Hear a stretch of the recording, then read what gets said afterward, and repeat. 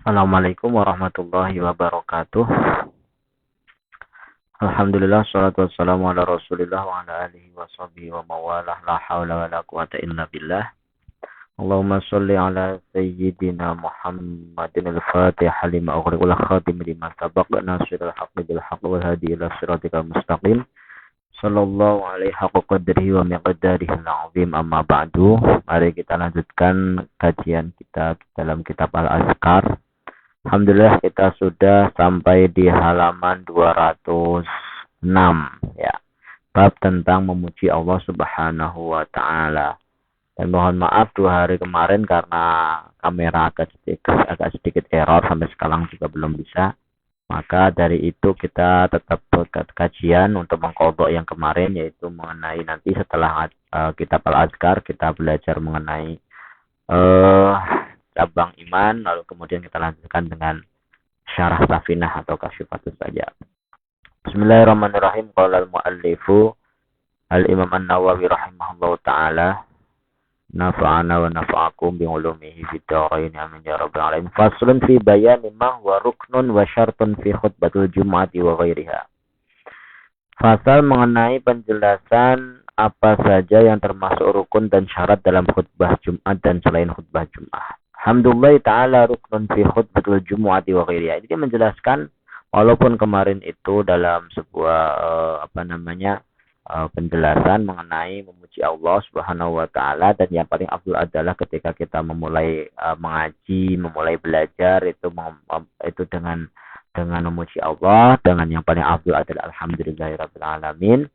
Nah, sekarang ada nggak dalam kondisi apa memuji Allah itu wajib? Ya, di sini dijelaskan bahwasanya memuji Allah itu termasuk rukun dalam khutbah Jumat dan selain khutbah Jumat. La yasihu syai'un minha illa bihi, yang mana tiada sah sesuatu dari khutbah Jumat dan selain khutbah Jumat itu kecuali dengan memuji Allah. Wa qallul wajibi, adapun minimal yang wajib yang harus ditunaikan seorang untuk khutbah Jumat memuji Allah itu tadi, yaitu alhamdulillah, kata alhamdulillah. Wal afdal ayyazida minat sana, dan yang lebih utama lagi menambahinya dari kata alhamdulillah, yang menambahi dengan pujian-pujian yang lain, alhamdulillahi rabbil alamin wa bihi nasta'in misalnya. Wa tafsiluhu ma'rufun fi kutubil fiqh wa yushtaratu kaunuha bil arabiyyah. Perintiannya itu dijelaskan lagi, diketahui dari kitab-kitab fikih, dan juga disyaratkan itu harus dengan bahasa Arab gitu. Jadi ketika khutbah Jumat atau selain khutbah Jumat itu diharuskan dengan bahasa Arab, tidak boleh diganti dengan mengakhiri juga alhamdulillah. Qala Allah taala berfirman wa akhiru da'wahum alhamdulillahirabbil alamin. Dan adapun penutup doa-doa mereka yaitu dengan ucapan alhamdulillahirabbil alamin. Wa mabtida'ud du'a'i bihamdillahi wa tamjidihi, adapun memulai doa dengan memuji Allah dan ya mengagungkan Allah, fasayati daliluhu, maka akan datang dalilnya minal hadis sahih, di dalam dari hadis sahih, qoriban, dekat, fi kitab sholati ala Rasulullah sallallahu alaihi wasallam, insyaallah taala, insyaallah nanti. Nah, ini kan dalilnya, dalil mengakhiri doa dengan alhamdulillah itu ayat Al-Qur'an wa akhiru da'wahum alhamdulillah. Sedangkan kesunahan mengawali doa dengan alhamdulillah itu nanti akan disebutkan dalilnya di bab tentang sholawat kepada Nabi sallallahu alaihi wasallam setelah ini, bab ini ya. Faslun fi istibabi hamdulillah ta'ala inda husuli nikmatin awin difa'i makruh. Bab tentang kesunahan memuji Allah Ta'ala saat mendapatkan nikmat atau tertolaknya hal yang tidak disukai. Ya, salah satunya tadi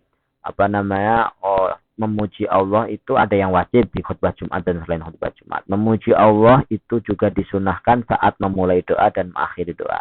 Dan juga disunahkan pula memuji Allah itu saat kita mendapatkan nikmat dan juga saat kita terhindar daripada hal yang bahaya atau hal yang tidak kita sukai.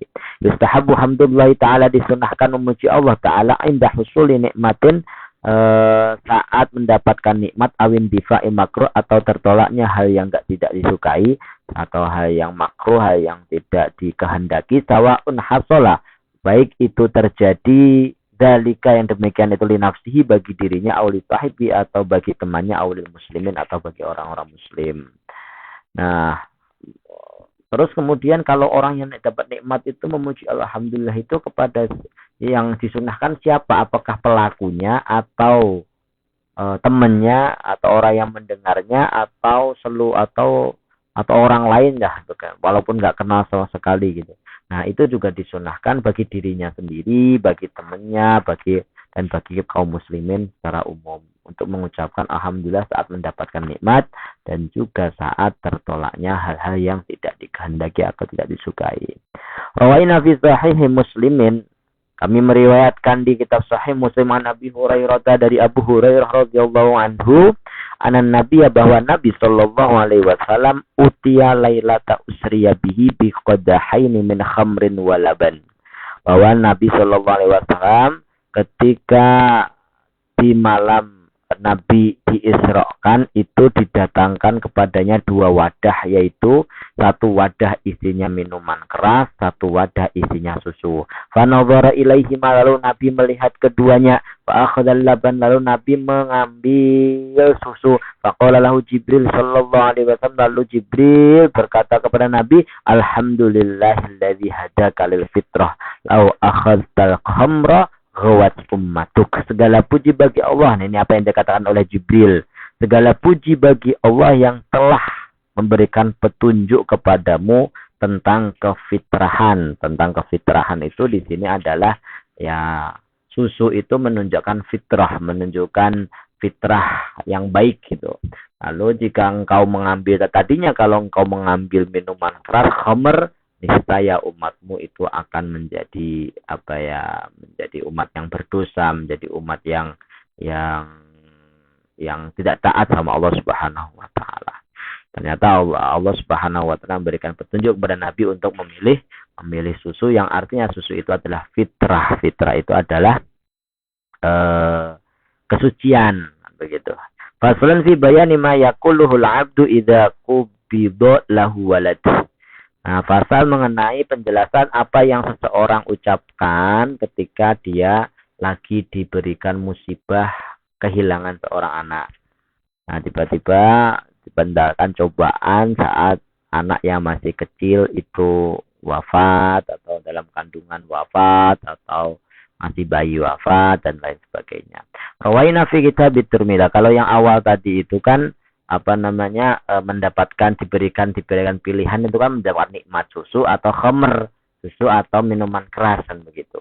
Nah, kalau sekarang ini mendapatkan musibah. Rawaina kita meriwayatkan fi kitab Tirmidzi, dalam kitab At-Tirmidzi wa ghairi dan selain At-Tirmidzi, an Abi Musa al-Asy'ari, dari Abu Musa al-Asy'ari radhiyallahu anhu, anna Rasulullah, bahwasanya Rasulullah sallallahu alaihi wasallam, idza mata waladul 'abd, bahwa Rasulullah SAW itu bersabda, jika anak seorang hamba itu wafat atau meninggal, qala Allah Ta'ala li malaikatihi, Allah Subhanahu wa taala berkata kepada malaikat-malaikatnya, qabaltum walada 'abdi, kalian mencabut nyawa anak daripada hambaku?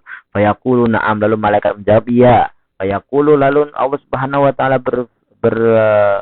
berkata lagi, qabaltum samrata fuadi, kalian mencabut buah daripada hatinya, maksudnya itu buah hati mereka, buah hati hambaku.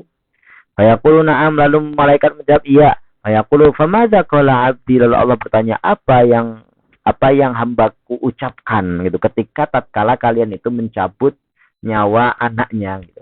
Fayaquluna hamidaka wastarja, lalu para malaikat itu berkata, hambamu ya Allah itu memujimu dan mengucapkan kalimat istirja. Istirja itu innalillahi wa inna ilaihi raji'un. Tapi kalimat pertama itu alhamdulillah. Wa yaqulu ta'ala, lalu Allah Subhanahu wa taala berkata, ubnu li 'abdi baitan fil jannah wa sammuhu baital hamd. Qala Tirmidzi haditsun hasan. Lalu kemudian Allah Subhanahu wa taala berfirman, bangunlah untuk hambaku, wahai para malaikat, sebuah rumah di surga, dan berilah nama rumah tersebut dengan rumah pujian. Bagaimana ya kita ketika kita kehilangan seorang anak, biasanya kita itu sedihnya minta ampun, tapi di sini ketika kehilangan seorang anak tidak sedih sampai meronta-ronta, tapi justru malah mengatakan alhamdulillah, innalillahi wa inna ilaihi raji'un. Wal haditsu fi fadlil hamdi kasiratun masyhurah. Wasabaqa fi awal kitab jumlatun min al-ahadits sahih fi fadli subhanallah walhamdulillah nabi dzalik. Dengan hadis tentang keutamaan memuji Allah itu adalah banyak dan masyhur dan sudah disebutkan di permulaan kitab, yaitu sebuah kumpulan daripada hadis-hadis sahih tentang keutamaan membaca subhanallah walhamdulillah dan lain sebagainya. Faslun fi bayani tariqati birri yamini man halafa liyahmadanallah ta'ala bimajamil hamdi wa nahbihi. Insyaallah kita lanjutkan di pertemuan selanjutnya. Ini kitab Al-Azkar kita sudah cukupkan sampai di sini. Insyaallah kita lanjutkan di pertemuan selanjutnya. Kemudian kita lanjutkan kitab daripada kitab Al-Futuhat Al-Madaniyah, yaitu tentang cabang-cabang keimanan. Kita sampai di cabang keimanan ke-51. Walhadi wa bismillahirrahmanirrahim. Qala al-muallifu asy-syekh Nawawi al-Jawi rahimahullahu ta'ala nafa'ana nafa'akum bi ulumihi fid dharain amin ya rabbal alamin. Walhadi wal khamsun, dan cabang iman yang ke-51 ta'atu ulil amri, yaitu mentaati orang-orang pemerintahan, mentaati pemimpin, mentaati orang-orang yang diberikan urusan oleh kaum muslimin. Wa'alaika bisam'i, wa'alaika bisam'i, dan wajib kepadamu untuk mendengarkan, wa ta'ati lahum, dan mentaati mereka. Wa in kana al-maliku 'abdan habasyian mujadda'al atraf, walaupun pemimpinmu, walaupun rajamu itu adalah seorang budak yang dari Habsyi, dari negara Habsyi, mujaddal atraf, yang anggota tubuhnya itu terpotong. Nah, di sini walaupun pemimpinmu itu banyak kurangnya secara zahir, tapi kamu sebagai bawahan mestinya harus mengikutinya. Wa ma lahum amrun yajibu alaina imtithaluhu illal mubah lal amru bil ma'asi. Wa ma lahum, dan tidaklah bagi para pemimpin, amrun, perintah, yajibu alaina imtithaluhu, yang wajib bagi kita untuk menurutinya, illal mubahu, kecuali hal-hal yang diperbolehkan. Nah, kita wajib untuk mentaati mereka itu pada perkara-perkara yang memang boleh dilakukan. Lal amru bil ma'asi, tidak perintah tentang kemaksiatan.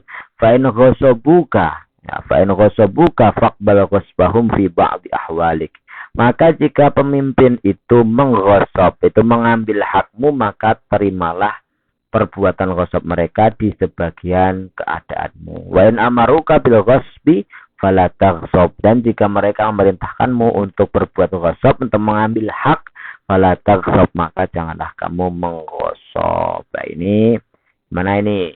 Kalau pemimpin-pemimpin kita itu mengambil hak kita, maka kita berikan saja. Begitu, kita berikan aja. Yang pasti tanggung jawab kita penuhi. Kan begitu. Sedangkan kalau mereka memerintahkan kita untuk mengambil hak mereka, maka kita jangan turutin mereka. Kita nggak usah mengambil hak mereka. Biarkan mereka mengambil hak kita, tapi kita jangan mengambil hak mereka. Ruya, diriwayatkan annahu dakhala nasraniyan ba'dul bilad. Diriwayatkan ada seorang kaum Nasrani yang memasuki sebuah negara. Fabainama huwa yamshi, maka tatkala ia itu sedang berjalan, wa idzan bin nas yahra'un min kulli makan ila rajul. Wa yaquluna hadha sultan qad aqbal. Nah, ketika seorang Nasrani tadi itu sedang berjalan, dia melihat sekelompok orang itu terburu-buru, gitu, dari segala penjuru tempat menuju seorang laki-laki, dan mereka berkata, ini sultan telah datang, gitu. Fa'aqbala Nasrani liyarahu, lalu akhirnya orang Nasrani tadi itu kepingin menghampirinya untuk melihat sultan itu. Fa'idha huwa aswad. Lalu kemudian Nasrani tadi melihat, ternyata pemimpinnya hitam, gitu. Karena memerlukan li ba'din nas wa ataqahu wa huwa mujaddal atraf aqbahun nasi surah. Nah, dulu nih sultan ini merupakan budak dari sebagian orang, lalu sebagian orang itu memerdekakan, sedangkan budak sultan ini tangannya itu terputus, termasuk orang yang paling buruk, perawakannya begitu. Falamma nazara ilaihi qala, lalu tatkala Nasrani tadi itu melihat si sultan yang yang apa namanya yang hitam, terus kemudian dia anggota tubuhnya nggak sempurna.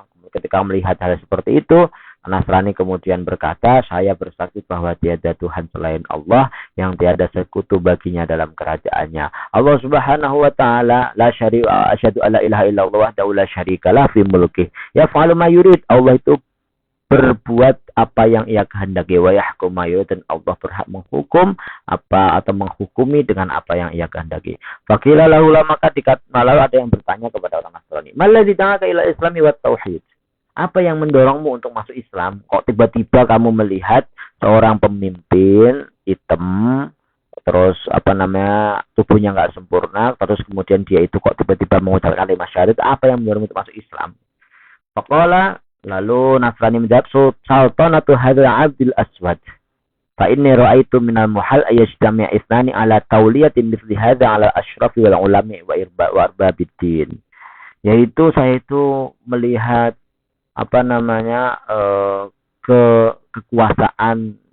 kekuasaan budak yang hitam ini, karena saya melihat secara nggak mungkin gitu loh, ada dua orang berkumpul itu mengikuti aturan daripada si sultan yang hitam tadi gitu loh, yang mana dia itu memimpin orang-orang mulia, memimpin orang-orang alim, memimpin orang-orang yang paham agama. Alim tu Allah, lalu saya yakin bahwasanya Allah Subhanahu wa taala wahidun yahkum bi ilmihi fi ibadihi kaifa yasha la ilaha illahu. Yaitu Allah itu yang Maha Esa, yang Allah itu berhak menghukumi dengan ilmunya itu pada hamba-hambanya dengan bagaimanapun apa yang ia kehendaki, dan tiada Tuhan bagi Allah Subhanahu wa taala. Nah, ini sebagai cerita ini sebagai peringatan bagi kita, jika pemimpin kita itu apapun bentuknya, apapun perawakannya, itu kita harus hormati, karena dengan berkah pemimpin-pemimpin yang begini ternyata pernah membuat seorang Nasrani itu masuk Islam. Wahdar, dan hati-hatilah antara jihan nazarata ala ilmillahi fi khalqihi biman qaddamahu minal wulati fi nazari fi umuril muslimin wa injaru. Dan hati-hati nih, jangan sampai kamu itu mengungguli. Jangan sampai pendapatmu itu atau analisismu itu mengungguli atas ilmu Allah Subhanahu wa taala tentang urusan makhluknya. Yaitu tentang orang-orang yang Allah telah jadikan daripada pemimpin gitu dalam mengurusi urusan kaum muslimin, walaupun mereka itu zalim gitu. Jadi jangan sampai kita itu menurut, wah ini presiden nih sekarang nih, presiden 2024-2029 nih. Ini presiden ini nggak benar, presiden ini masih bocil, presiden ini masih ini gini-gini. Jangan sampai analisis kita ini akhirnya membuat kita itu merasa hebat daripada ilmu Allah Subhanahu wa taala tentang makhluknya. Fa inna lillahi fihim sirra. Maka bagi Allah itu tentang para pemimpin itu ada rahasia. La ta'rifu, yang kamu enggak tahu. Wa inna ma yadfa'ullahu bihim minasyurur. Wa inna ma yadfa'ullahu bihim minasyurur. Dan sesungguhnya apa yang Allah tolak dengan mereka daripada keburukan. Ya, Allah punya rahasia tentang para pemimpin yang kita merasa itu enggak baik. Tapi dan juga Allah itu berhak untuk menolak keburukan dengan keberadaan para pemimpin. Wa yahsulu bihim minal masalih aktsaru min jurihim, dan akhirnya pasti ada kemaslahatan yang lebih baik daripada kezaliman yang dilakukan para pemimpin. Wa katsiran ma yaqa'u fihi an-nasu yurajjihuna dharahum ala ma fa'ala Allah fi khalqihi wa yunsihim asy-syaitan qaulahu sallallahu alaihi wasallam. Dan berapa banyak orang-orang yang terjatuh dalam lubang di mana mereka itu merasa analisisnya tentang kepemimpinan para pemimpin itu mengalahkan atas apa yang Allah Subhanahu wa taala sudah takdirkan pada makhluknya. Dan akhirnya setan pun melalaikan mereka. Melalaikan mereka dari apa? Dari firman, dari sabda Nabi sallallahu alaihi wasallam, fa in jaru falakum alaihim.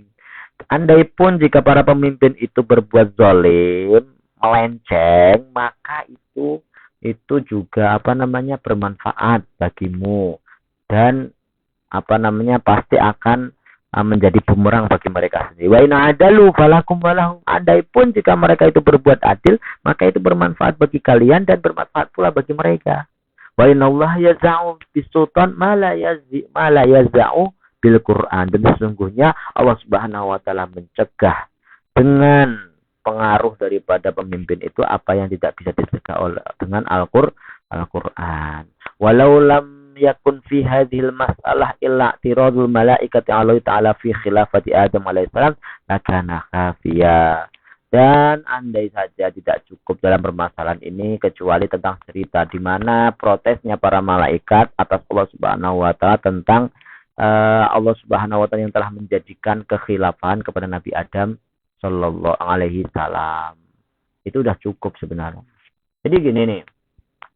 Kan dulu ketika Allah Subhanahu wa taala menciptakan Nabi Adam, lalu Allah Subhanahu wa taala berkehendak menjadikan Nabi Adam itu khalifah. Khalifah itu pewaris daripada bumi. Para malaikat itu protes. Gitu, protes. Emang ya Allah, Engkau akan menjadikan orang-orang ini menjadi perusak di bumi ini. Lalu kemudian Allah Subhanahu wa taala menegur para malaikat itu bahwa a'nahnu a'lamu ma la taqulu ma la taf'al. Apa itu a'lam? Pokoknya Allah Subhanahu wa taala itu lebih mengetahui daripada para malaikat. Jangan sampai kita itu protes berlebihan tentang kepemimpinan siapapun itu, dan akhirnya membuat kita itu merasa lebih tahu daripada Allah Subhanahu wa taala yang maha tahu. Wasani wa khamsun, insyaallah kita lanjutkan di pertemuan selanjutnya, yaitu tentang cabang iman ke-52, yaitu tentang mengikuti sekelompok mayoritas kaum muslimin, bagaimana pendapat mereka. Nah, insyaallah kita lanjutkan di pertemuan selanjutnya. Kemudian kita lanjut kembali tentang kasyifatus sajad. Bismillahirrahmanirrahim. Qala al-mu'allifu Asy-Syaikh Nawawi Al-Jawi rahimahullah ta'ala wa nafa'ana nafa'akum bi ilmi fid dharain amin ya rabbal alamin. Wa ikhtulifa fil basmalah al hiya ayatun min al-Fatihati wa min kulli surah. Fa inda Malik annaha laysat ayatan min al-Fatihah wa la min kulli surah. Wa inda Abdullah bin Mubarak annaha ayatun min kulli surah. Wa inda Syafi'i annaha ayatun min al-Fatihah wa taraddada fi ghairiha wa lam yakhtalifu fiha fin naml fi atiha min al-Quran.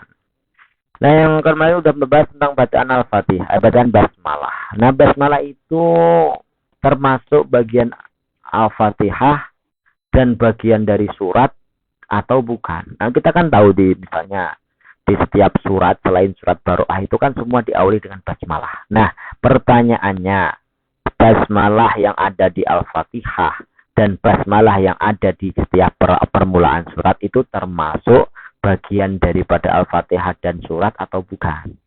Nah, menurut pendapat Imam Malik bahwasanya basmalah bukan termasuk Al-Fatihah dan bukan termasuk bagian dari surat. Itu pendapat pertama. Makanya kalau menurut Imam Malik kalau baca sholat langsung alhamdulillahirabbil alamin enggak apa-apa. Nah, menurut pendapatnya Abdullah bin Mubarak bahwasanya basmalah itu termasuk satu ayat, termasuk setiap ayat atau termasuk dalam satu ayat, termasuk ayat dalam surat maupun dalam Al-Fatihah. Basmalah termasuk Al-Fatihah, basmalah juga termasuk satu ayat dalam setiap surat. Sedangkan menurut mazhab Syafi'i bahwa basmalah termasuk ayat Al-Fatihah. Dan sedangkan untuk selain Al-Fatihah beliau masih ragu-ragu apakah termasuk surat atau bukan. Akan tetapi para ulama sepakat tidak berbeda pendapat tentang bahwa basmalah itu yang ada di surat An-Naml ketika menceritakan Nabi Sulaiman gitu loh. Wakila innahu bismillahirrahmanirrahim itu sudah termasuk dalam Al-Quran. Kalau itu sepakat gitu. Yang diperdebatkan adalah basmalah apakah termasuk bagian Al-Fatihah atau bagian setiap surat atau bukan. Tuh.